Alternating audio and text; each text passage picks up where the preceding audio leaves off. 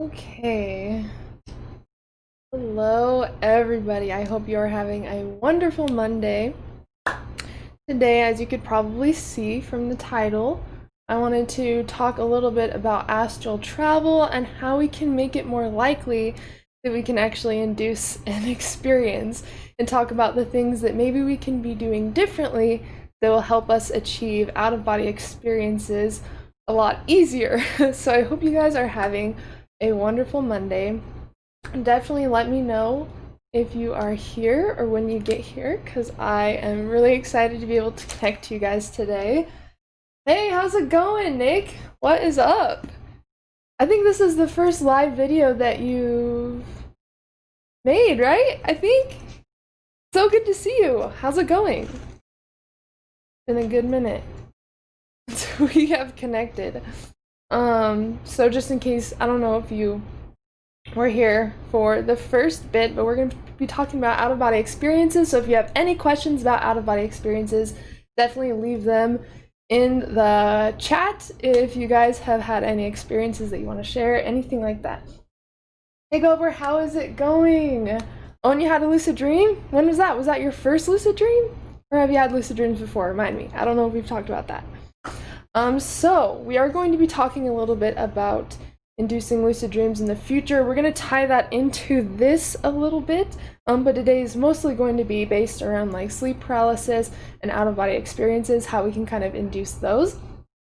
And these are some of like my, I wouldn't say secrets, maybe I would, to inducing out-of-body experiences, but following the things that we'll talk about today will really help you induce these experiences a lot easier, because I even had to go through, you know, what worked and what didn't work, and what worked for me and what didn't work for other people, and what did work for other people, and it was like so many experiments, you know, to figure out, you know, the formula to having an out-of-body experience consistently, not how we, you know, not just induce one at will, but how we can actually create a habit of it, like lucid dreaming. I also did want to let you guys know that I do have a deal from now until the 11th, where if you enroll in my new astral travel course, Beyond Lucidity, you'll actually get my full 40-part lucid dreaming video course completely free. Lifetime access to both courses. And so that is going until the 11th. So if you are interested, there is the link to Beyond Lucidity. Once you sign up, you'll receive an email that is granting you access to the 40-part lucid dreaming video course as well. So you have until the 11th to get that discount. I'm super excited, and I'm already working on some new projects that I can't wait to talk to you guys about in the future. You talk for cells and tell them what time to wake up. Yeah, that's basically like setting a mental alarm clock. And that's also how we can remember our dreams. It's just before we go to bed, affirming that we will remember our dreams, or that we will wake up at a specific time. I don't know if you guys have ever woken up like a minute before your alarm clock went off or something. That used to happen to me because I hated the sound of my alarm. It was one of those really loud alarms that I just didn't like waking up to. And so I would set this subconsciously. I didn't even know that I was doing this, but I noticed I was always waking up a minute before the alarm went off. And that was probably because subconsciously I didn't really like that noise, like being startled in the morning, so I'd automatically wake up at a specific time. So for this practice, you can actually tell yourself to wake up in REM sleep, you know, while you're dreaming. That way you don't have to wake up to an alarm sound and get super startled, but you can still do a lucid dreaming technique by waking up in your REM stages. Especially if it's been hard for you to track your REM stage, that's kind of a way that you can wake up in your REM, is by just telling yourself to wake up when you're in dreaming sleep. And that will make it a little bit easier. That's actually one of the things that I wanted to talk about today, was really getting familiar with your sleep cycle and your REM, because of course everybody around about, you know, goes into REM every 90 minutes, and everyone's always, you know, asking what time they should wake up to do techniques, and, you know, if 3 hours is enough for sleep.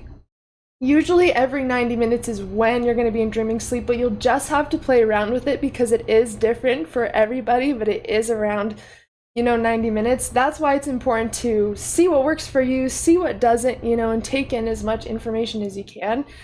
So what I'd recommend is setting aside a specific week where you wake up at a different time each day. And it doesn't have to be drastic. It doesn't have to be like a 4 or 5 hour difference or something.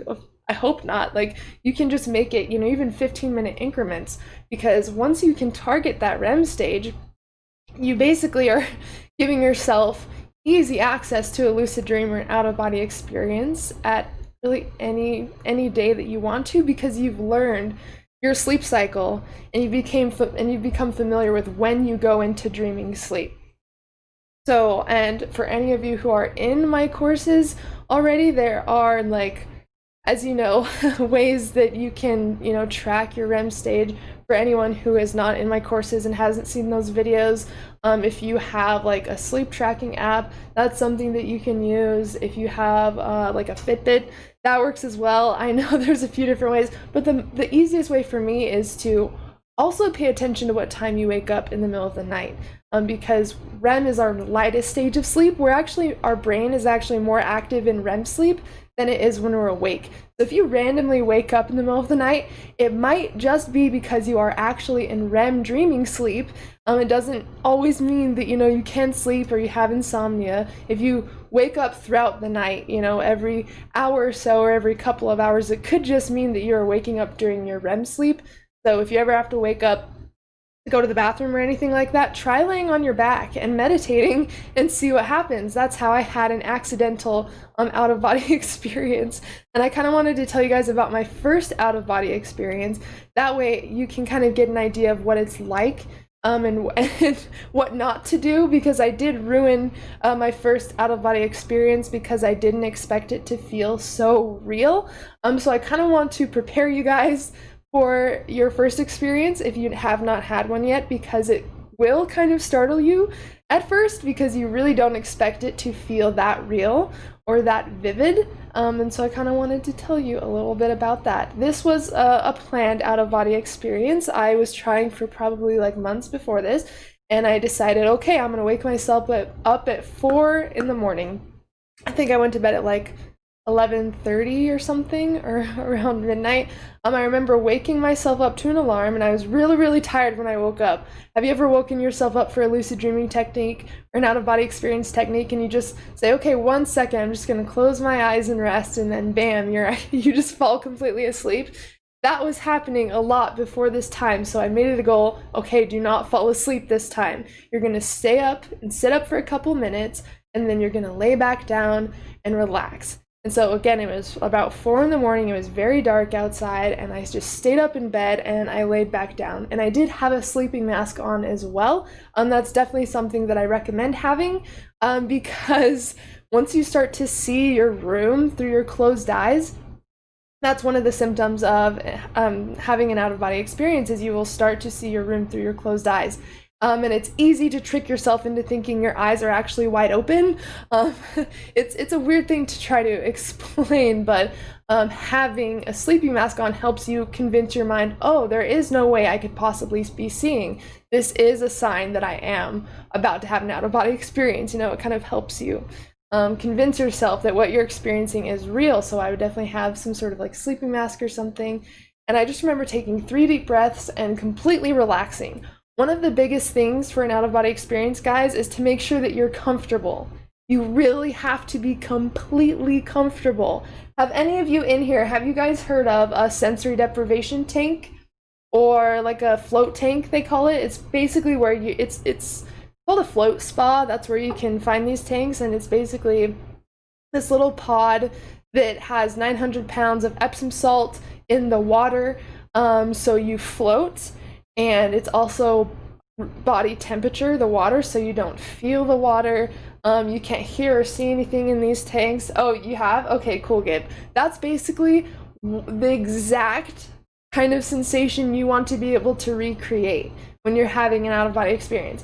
So anyone that's been in those tanks, Gib, and anybody else that has had a float tank experience, that's exactly what you want to try to recreate. You want to completely black out your senses and almost forget that you're laying in your bed.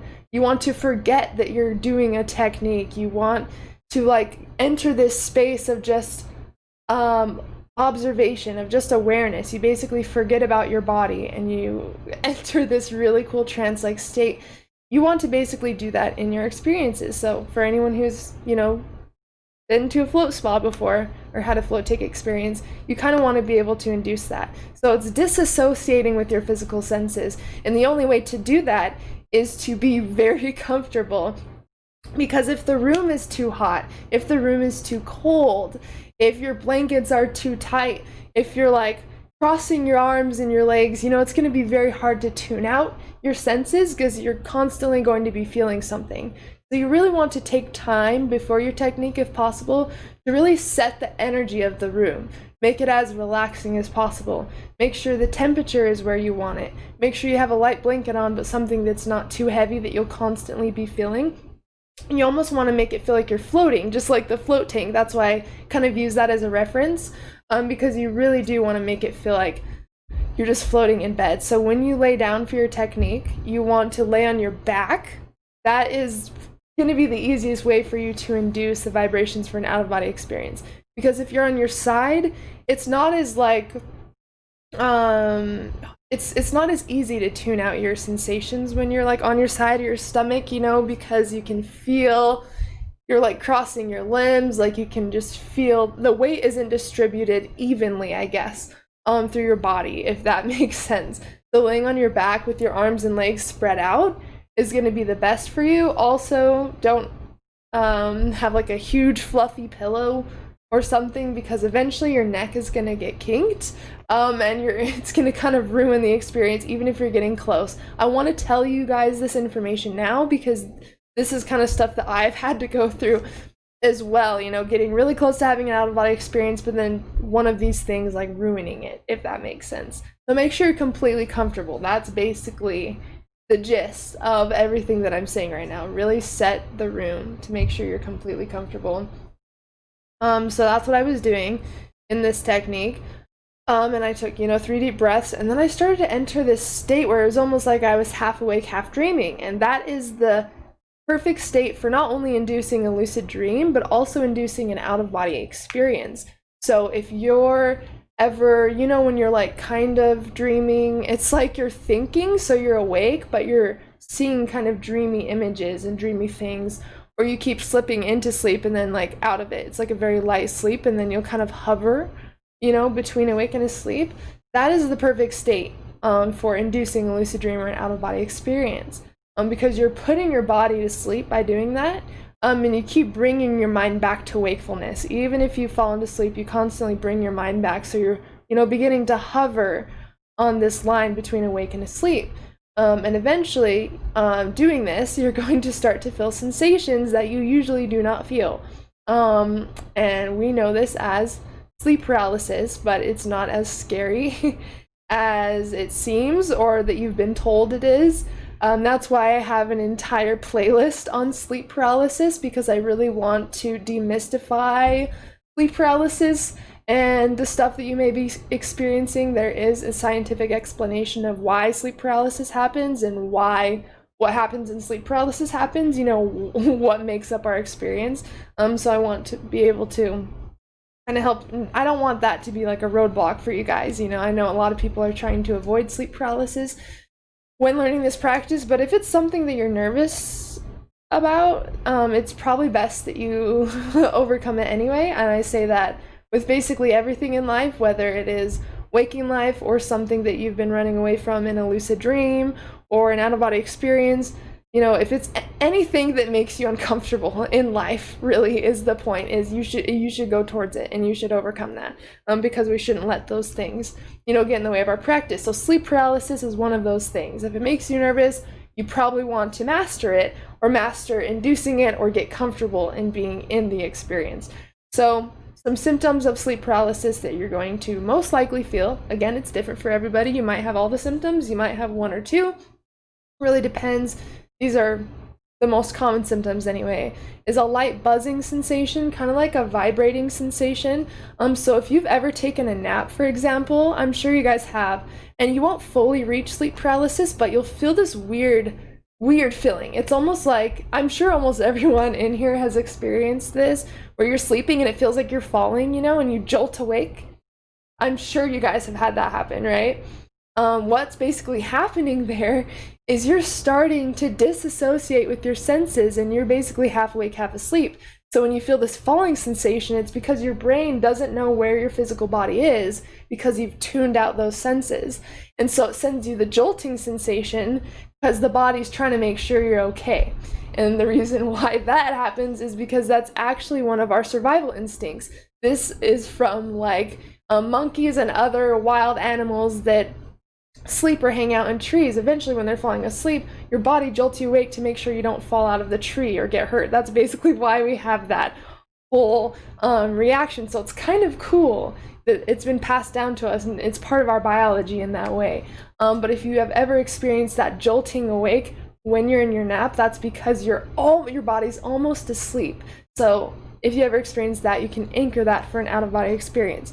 But anyways, you'll experience this kind of light buzzing feeling, and it almost will feel like when when your arm is asleep or you hit your elbow or something, it will start to feel like that all over the body. And it's kind of a weird sensation, like this very light, weird kind of feeling. And you'll start to get really heavy. Have you ever been laying there because you couldn't sleep in bed, but you weren't moving a lot, and all of a sudden your body just gets really heavy just all at once? That's because your body is shutting down into sleep, and now you're conscious of what it feels like to be awake in the asleep state, if that makes sense. So you'll start to experience these little things, the vibrations, the heaviness. Then you're going to run into probably hypnagogic imagery, which we talk about all the time on this channel, but because it's really, really important, if we can learn to anchor hypnagogic imagery and hypnopompic imagery, and use that to induce lucid dreams and out-of-body experiences, we can have these experiences every night. So as a refresher, hypnagogic imagery is when you're falling into sleep and you see all those colors, flashing or swirling around your vision. Hypnopompic imagery is when you experience those colors swirling in your vision as you're coming out of sleep. So hypnagogic is at night when you're falling into sleep.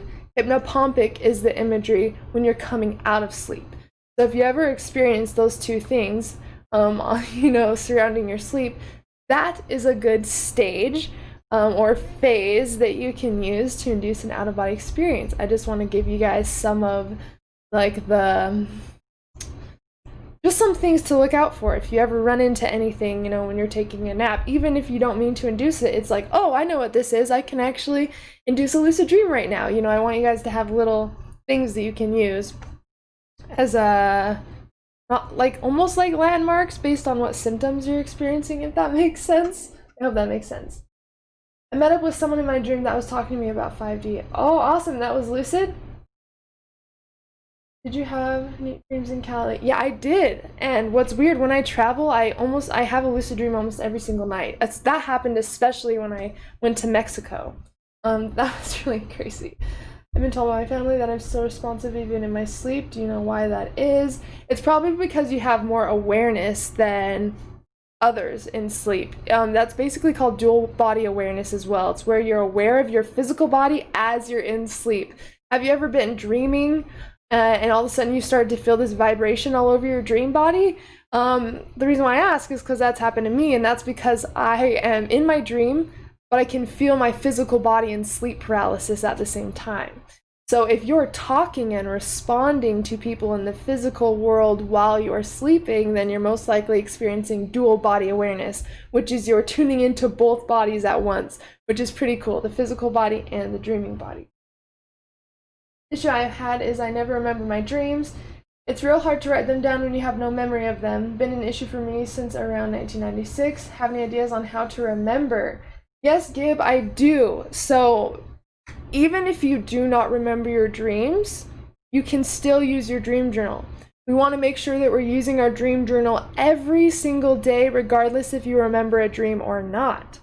Now, remembering dreams actually isn't a huge part of dream journaling, and you might be like, what the heck? But the dream journaling is used as a practice to build dream recall. So I'll kind of explain what I mean. When you go to sleep, this is what you should be doing if you need to build up your dream recall.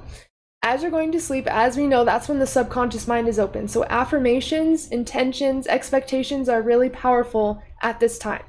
So if you're not remembering your dreams, you just want to state something like, tonight I'll remember my dreams. I have excellent dream recall. That's the one that I personally use. That's the ones that I have my clients use, and it seems to work really, really well. So as you're falling asleep, just state, tonight I'll remember my dreams. I have excellent dream recall, and really create that focus around dreams and remembering your dreams, and make that the last thought that you have before you drift off into sleep. The first thing you do when you wake up in the morning, of course, you want to do your reality check, and then you want to ask yourself, did I have any dreams last night? Do I remember anything at all? And you want to probe yourself with questions. Do I remember what I was doing? Do I remember who I was with? Do I remember where I was? Do I remember having any like feelings during sleep, you know, or in my dreams? And if you don't remember anything at all, then you want to ask yourself if you woke up in the middle of the night, or if you remember having a random thought in the middle of the night. The reason why you can write these down in your dream journal as well, even though it's not dreams, is because you're training your brain to remember what happens during sleep. So even if it's not a dream that you remember, you want to write down anything that you remember that happened during sleep, even if it's just that you woke up in the middle of the night, or you remember tossing and turning, or, you know, anything at all. And then even if you don't remember that, so you don't remember dreams, and then you don't remember anything happening throughout the night, then what you'll want to do is just write, I did not, or no dream recall today, or I don't remember any dreams, or I didn't have any dreams tonight, or something along that line.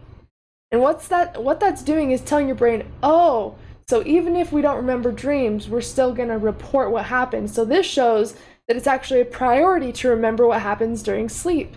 And the more you do this every single day, you're going to notice you start to remember more of your dream. You start to remember a few dreams. Then those dreams get really, really vivid the next time, and more vivid, and you just keep building and building and building. So you're going to have more to recall, more to write down, and it's just going to keep growing. So even if you aren't remembering any dreams at all, I definitely recommend grabbing a dream journal. Every single morning, write the date and the time. I didn't remember anything. Or I didn't remember any dreams, but I remember getting out of bed to go to the bathroom. Or just report anything that happened during sleep.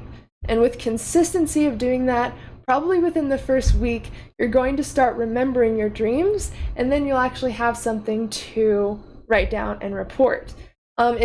Even then, if you're not remembering anything, the only thing that I think would get in the way of recall at this point would be like a substance that you're taking, or maybe a medication that suppresses REM sleep.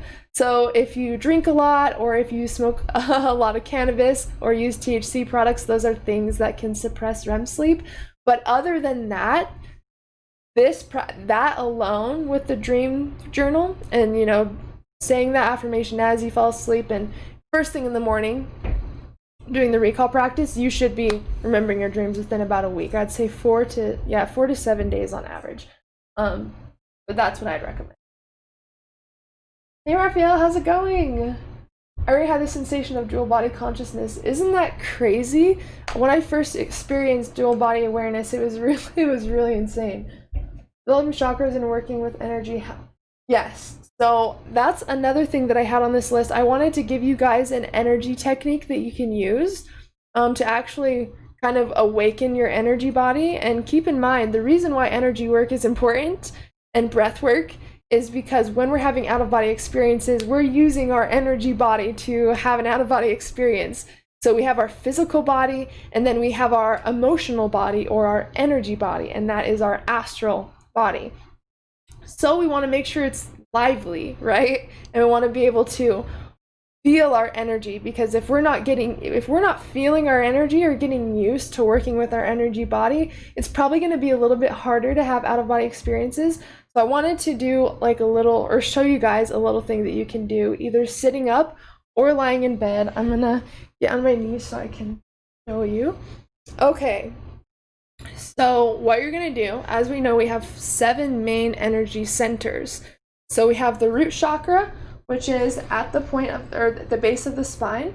And then we have our sacral, solar plexus, heart chakra, throat chakra, third eye, and crown. We operate mostly from our 3 root centers. That's where survival happens. That's where creation happens, is those 3 centers. So what we're going to do, since all of our energy gets used in these three first centers, because think about it, most of us live in fear or anxiety or survival, and all that energy comes from these energy centers. So what we're going to do is take the excess energy from these centers and we're actually going to move it up. And we're going to focus on moving it up to our third eye. And you can do this in the morning, just sitting straight, or you can do this as you're going to sleep to help induce an out-of-body experience, if that makes sense. So basically what you're going to do is you're going to tighten these three first energy centers because we want to be able to take the energy from that. So it's basically wringing out our energy centers of that excess energy, and then with our breath we move it up to our third eye is where we're going to move that. So basically you're going to squeeze in the first energy center, and it's almost going to feel like you're like holding in trying to go to the bathroom. That's literally what it feels like. You're going to tighten everything, and then you're going to flex your lower abdomen.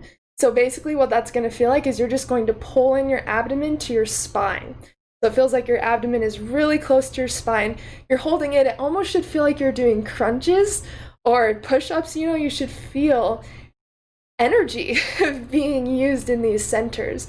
You're basically going to tighten everything in your root chakra, and you're going to tighten in your lower abdomen to your spine, and you should feel some energy. You know, it should be hard to hold this. That's how you know it's working. Then what you're going to do once you have been tightening these centers and basically squeezing out the energy from these centers, you're going to use your breath, and you're going to breathe in as deep as you can, and imagine that the energy that you've been squeezing out of these centers gets pulled up from your spine to your third eye. So you're going to inhale through your nose all of that energy, and imagine it pooling here, and keep it tightened if you can. So you're still going to be tightening those abs. It's still going to be that kind of feeling. And you should begin to kind of feel an energy working back up your spine and pulling here. Now the thing with this is you want to have as much air as you can. So you're going to literally hold in until you have no air left and focus right here. All of the energy that you were squeezing out of these first root chakras are now going up back from your back all the way up into your third eye. And you're basically going to hold that breath as long as you can. And when you can't hold it anymore, you're going to breathe it out. And you'll notice immediately after doing this, you're going to start to feel this energy pulsating. It almost feels like it does after a workout or something. You know how you can feel like that prana rushing through you? That is your energy body. That is your energy. And so I do that breath, that, you know, that flexing and then that breath work probably 4 to 5 times in a row. And that really helps with inducing out-of-body experiences, because it also helps relax the body, because you're tightening your abs really, really tight. So the body's going to want to rest. And so if you do that right before bed, you're going to feel more relaxed. You're not going to feel as restless. And then it really helps getting used to using that breath, because when you're inducing an out-of-body experience, I definitely recommend doing some sort of breath work, you know, or as you inhale, you imagine all of your energy coming up to your third eye, and then as you exhale, moving down your body. And you can move your energy through your thought and through your breath. So keep that in mind when thinking about inducing a lucid dream or an out-of-body experience. Your energy body is how these experiences happen so easily. And I just wanted to mention one more time that for anyone who is present right now, and now until September 11th, if you sign up for my Beyond Lucidity Astral Travel course, you get a free unlimited lifetime access to my 40-part lucid dreaming video course, completely free. So now until the 11th, if you sign up on that link that I just posted in the chat, you'll also get unlimited free lifetime access to my 40-part lucid dreaming video course as well.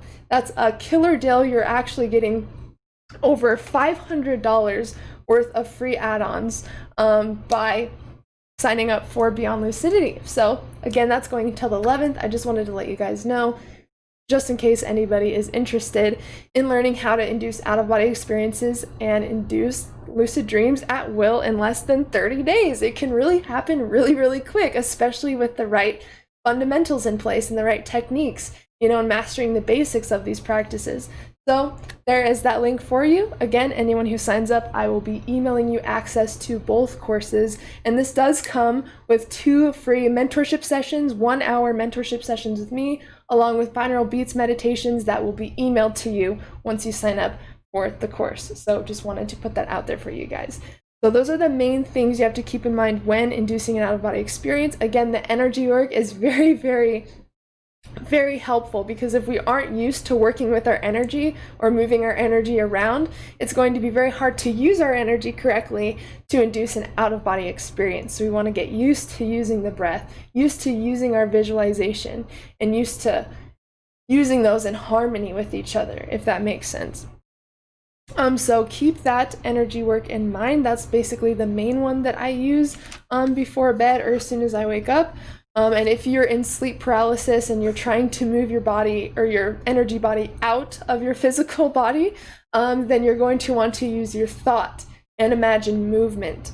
So one of my favorite things is called the hammock method. So if you're ever in sleep paralysis, once you successfully induce sleep paralysis and you're ready to use it to have an out-of-body experience, you basically want to imagine that you are on a hammock as vividly as you can. And as we've talked about, visualization and sensation, the sensation of moving or doing something is the most important things to me personally in inducing an out-of-body experience. We want to be able to create a visualization so strong of being somewhere else, but we also want to be able to sensationally feel doing that. Basically, that tricks the brain into thinking that experience is actually happening, and you'll notice your awareness clear up and you'll be at that location doing that specific thing that you were imagining or creating visualization and sensation with, if that makes sense. So that's going to be the key to getting out of body, is creating an energetic movement with your mind. So even though you're laying still in bed and you're holding still, if you can vividly imagine rocking on a hammock as vividly as you can, your brain is eventually going to think that's real, and you will actually start to feel this movement. That is your energy body. You are moving your energy body through imagination and visualization. And again, your brain cannot tell the difference between something you're imagining and something that's actually happening. So if you can imagine movement, even though your physical body is still, that is enough to help project your energy body away from your physical, because you're basically detaching them through thought. Your energy body is doing this through your imagination, but your physical body is holding still. So it almost helps shake your energy body out of the physical, if that makes sense.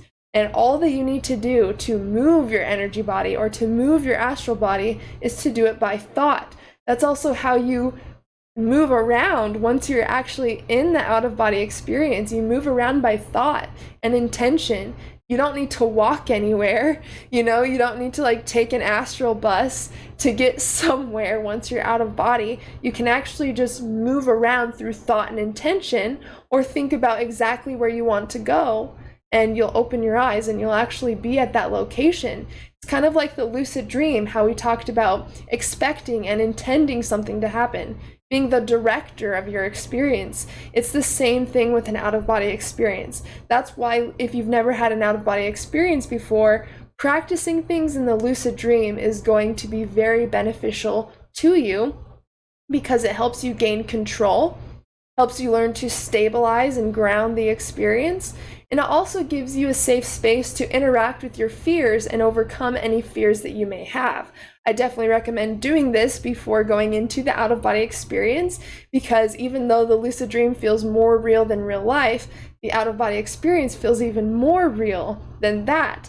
And so any fears or anything that makes you uncomfortable, it'd probably be a good idea to release or overcome that fear barrier in the lucid dream. That way, when you do have an out-of-body experience, you can make that last as long as possible. Sometimes my first out-of-body experience was maybe 10 seconds or less.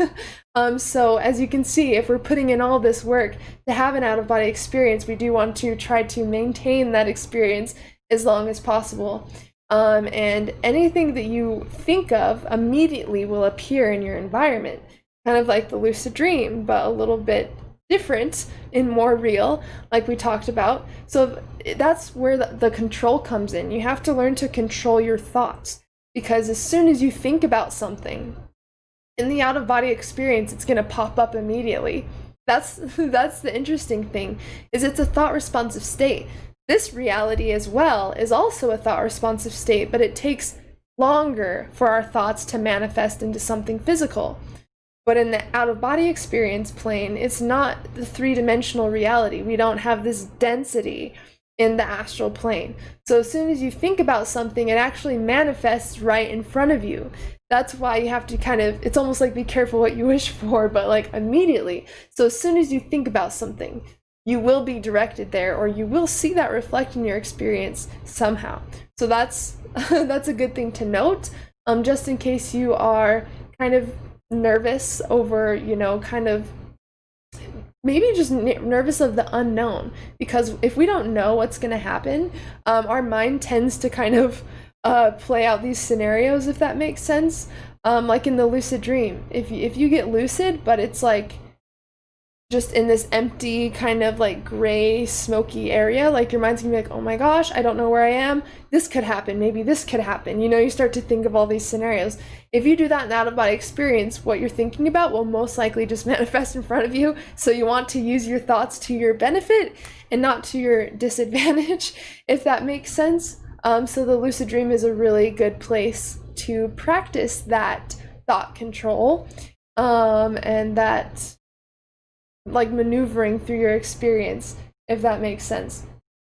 I can feel mine, but it's stuck. It's not wanting to jump out of my skin. Oh, your energy body. So doing these practices will actually really help you. I definitely recommend working with your breath every single day. And it doesn't have to be like something long or like, you know, annoying to do. You can just do this for a few minutes as you get up and maybe as you go to sleep. And again, you can move your energy body just through your breath and your imagination. So to clear your energy, you can literally just imagine when you breathe in, all of your energy going up and circulating back down and like clearing out your energy and getting some movement and momentum going. Like whatever we direct with our thoughts literally becomes reality. Like that's, so you can literally will yourself out of body just through your mind.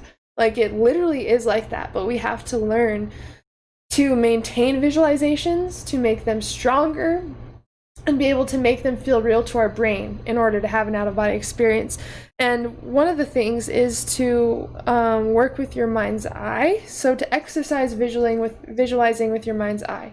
So for example, I have a Perrier here. I have a sparkling water here. Look at this Perrier very closely. Look at the details of this bottle. Look at the color of this bottle. Anything about this bottle. Okay. Now, close your eyes and try to imagine that bottle again. You can almost see a vision of it, right? Because you just looked at it. That's your mind's eye. That's your mind's eye that you're using right there. So you basically want to use that, you know, visualization part of your brain to create a new experience. So one good technique that I want to give you guys is called the target technique, and we have talked a little bit about this, but I want to make it a little bit more clear. So as we've talked about inducing an out-of-body experience, the main things that we want to do to have an out-of-body experience is visualization and sensation. So let's say that your bed is in your bedroom, which for a lot of us it is. So we're going to say we're going to practice the out-of-body experience in there. What we're going to want to do before we practice and we lay down to have the out-of-body experience is figure out where in our house we want to go in our out-of-body experience. So I'm just going to visualize my kitchen. That way, when I am visualizing my kitchen in sleep paralysis, I'll appear in my kitchen if I can make it real enough in my mind, if that makes sense. So choose a room in your house that you want to use in your visualization to get you out of body. So like I said, I'm going to use my kitchen. So what I'm going to do is I'm going to go into my kitchen and I'm going to become very familiar with what it looks like. What is out on the counters in my kitchen? What are the colors in my kitchen? Let me look at the really fine details on the wall and the textures, what's on the fridge, you know, the magnets. Like, you want to become very familiar with a specific room, because what you want to do is visualize that in your mind's eye like we just did in your meditation when you wake up to have your out-of-body experience. So, or you can also do this as soon as you enter sleep paralysis. Even if you didn't plan to have an out-of-body experience and you spontaneously have sleep paralysis or wake up in sleep paralysis, do this target technique. So become very familiar with a specific space in your room, or in your house, I mean. Somewhere that you're not going to be when you're meditating, trying to induce the out-of-body experience. Make it in a different location. So now that I've become familiar with, you know, my kitchen and the colors and the objects in there, now when I go lay back down or try to induce my out-of-body experience, I have something to visualize. So now I'm going to visualize my kitchen like I was just looking at it, just like we did with this bottle. You look at it, in waking life you become very familiar with it, and then you try to imagine that exact thing you were looking at. And the clearer you can make that picture and the more colorful you can make that picture, you're strengthening your mind's eye, which is what we're going to be using to induce an out-of-body experience. You have to create that visualization so vivid, and you have to imagine being in the kitchen. So this is kind of hard to explain, but you know, when you're like, close your eyes right now just for 2 seconds. You can almost feel the room that you're in, right? Like, every room has a specific vibe, if that makes sense, or like energy. When you close your eyes, you can just like energetically feel where you are, because you just saw where you were with your eyes closed. You want to almost imagine like being in the kitchen or the room that you're imagining being in so vividly that you actually start to feel the energy of being in there, you know, if that makes sense. This is so important, guys, when it comes to having an out-of-body experience. I don't think you understand how important this is. Like, this will help you so much. This is the main thing that I use to have an out-of-body experience, is doing this technique and working with my visualization and creating the sensation of being somewhere else. That's why I talk about it so much on this channel. Like, in a lot of my videos, you'll hear visualization and sensation like all the time. That's because that truly is the key to having even a lucid dream or an out-of-body experience at will. Is tricking your mind into thinking that you're somewhere you're not, and being able to feel like you're there with, you know, sensationally feel like you're there too. So that's where this really comes in. That's really what's going to help you. Even if I'm laying in bed, I'll imagine myself like flipped the other way in bed. So I'll imagine that my head's actually where my feet is. Even that little switch can get you out of body. Just imagining somewhere that your physical body is not, even if it's just that you're imagining you're flipped around on your bed. Sometimes that is enough to get you an out-of-body experience, or to help you induce an out-of-body experience. And this is called the target technique. So try messing around with that.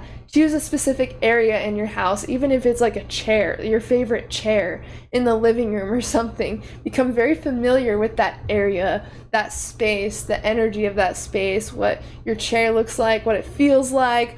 You know, that way you can recreate it as vividly as possible with all of your senses in your visualization as you're attempting to induce an out-of-body experience. So I hope that that makes sense. You ever heard about projects that studies out-of-body experience? Yes, it's so cool. Actually, the CIA also verified out-of-body experiences. Like, there's tons of research being done on out-of-body experiences, and it's definitely a different state of sleep than a lucid dream. They've seen that. They don't know exactly. They don't know exactly how to explain out-of-body experiences, even though they're doing a lot of science on it. But what they do know is that it is a different state of awareness than lucid dreaming, because the brainwaves are different. So you'll hear some people say that lucid dreaming and out-of-body experiences are the same experience. We actually know that's not true, which is cool, because it tells a lot of us, okay, so we're not crazy. We did experience this. You know, we know what we've experienced, and the fact that we can replicate these experiences and teach people how to do it, And the information that we actually have available in these states of consciousness is so cool. So the target technique, guys, that's going to be the main thing that's going to really help you induce an out-of-body experience so much quicker. Now, how do you meditate? Basically, the easiest way that I can explain is you want to tune out your thoughts and your senses. So there's two different kinds of meditation you can do. You can do a mindfulness meditation where you let your thoughts flow. You don't want to try to block them out because that's still you interfering. You want to let your thoughts flow, and you just want to observe how you feel, all of your senses. What can you see with your closed eyes? What can you smell? What can you hear? What can you feel? And really take the time to be mindful of every little thing that you're experiencing in this present moment. You know, and thoughts are usually ideas based on the past or the future, which is why we want to kind of tune those out, because we want to be completely present in the experience. That's called a mindfulness meditation. Eventually, you start to forget about your body, just like, you know, the technique we've been talking about. You start to disassociate with your world and start to become bigger than your physical body. Like, you almost forget about, you know, you become so much more in that moment. And to be able to experience that just from, you know, creating this state of mindfulness is really profound. So that's a way that you can meditate.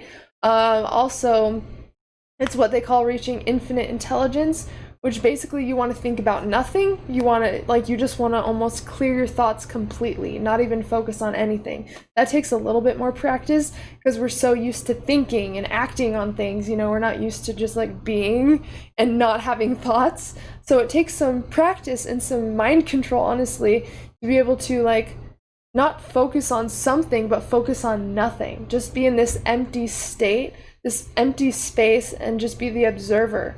Just be pure awareness. You're attached to nothing. You're thinking about nothing. And because you're thinking about nothing for a specific amount of time, you start to become nothing but everything at the same time. Very hard to explain, but you almost just become like awareness. It's very, I don't know if that makes sense or not, but basically there's a few different types of meditation, but I would definitely recommend like mindfulness meditation like we talked about, or trying to clear your mind as much as possible, which is really good like brain training, honestly. If you can train your mind just to think about nothing for an extended amount of time but still stay conscious, that'd probably really help you out with lucid dreams and out-of-body experiences as well. Yes, Wim Hof is so awesome. If you guys do not know who Wim Hof is, I would definitely recommend checking out Wim Hof. I love his ice bath challenges and stuff. I do that as well. Being able to get in, you know, freezing water and control it with your mind and be able to tune out from what your physical body is feeling and be in a state of peace and liberation and just silence. I think it's really cool. So any way that you can do that brainwave entrainment or train your mind to stay still or focused, you know, in specific situations, you can bring that into, you know, your experiences with out-of-body experiences or lucid dreams. So literally just training your mind and taking control of our mind and our thoughts will help you in literally every area of your life, especially altered states of consciousness. And yes, Raphia, I totally agree. Okay, guys, definitely let me know if you guys have any questions about anything that we have talked about. We're definitely going to be talking more about this. And again, we're going to be going live every single Monday. I do have something really exciting that I want to announce, but I'm going to wait just a moment. It's almost complete, but just know there's really exciting stuff coming to this channel, and for us to do together, if that makes sense. I'm really excited. Again, guys, from now until September 11th, if you sign up for Beyond Lucidity, my Astral travel course, you will get my 40-part lucid dreaming video course completely free, lifetime unlimited access. Just sign up on through that link for Beyond Lucidity, and I will email you access to the 40-part lucid dreaming video course as well. And you will also unlock 2 free mentorship sessions with me. And then you will also get like binaural beats add-ons, meditations, lucid dream and astral projection how-to guides emailed to you. And my goal is to help you induce lucid dreams and out-of-body experiences consistently in 30 days or less, and use them for life transformation, self-discovery, and healing. And you can really use this in every area of your life. So if you have even just any questions about any of this or what you can do in these altered states of consciousness, make sure to email me at contact.thelucidmystic@gmail.com. But again, that promotion is going until the 11th of this month, so definitely sign up for that link if you want both courses for unlimited amount of time and to work with me. I would love to talk to you guys and answer any questions that you guys have. And yes, body scan technique is really amazing. Robert Monroe actually talks about that in his book. Let me go get that really quick. I wanted to tell you guys about that as well. So we did talk about this last time, but anyone who is interested in, you know, reading about out-of-body experiences, I definitely recommend Journeys Out of the Body by Robert Monroe. He basically started having random out-of-body experiences. He had no idea what they were. He actually thought that he was dying, and so he went to the doctor and they couldn't find anything, and he literally thought that he was losing his mind, and he tried not to have out-of-body experiences. But he just kept getting them, so he decided to work with them and run some experiments on them, and there was no information about out-of-body experiences at the time. This was written forever ago. I don't even know if there's a time on here. I think it's from, let me see, but for any of you who know about the Monroe Institute, that was founded by Robert Monroe. He has his journal entries in here, like it's full of his journal entries. So I'm trying to find date. I'm not finding one. Introduction, wait. Okay. Oh, okay, this was in the 60s.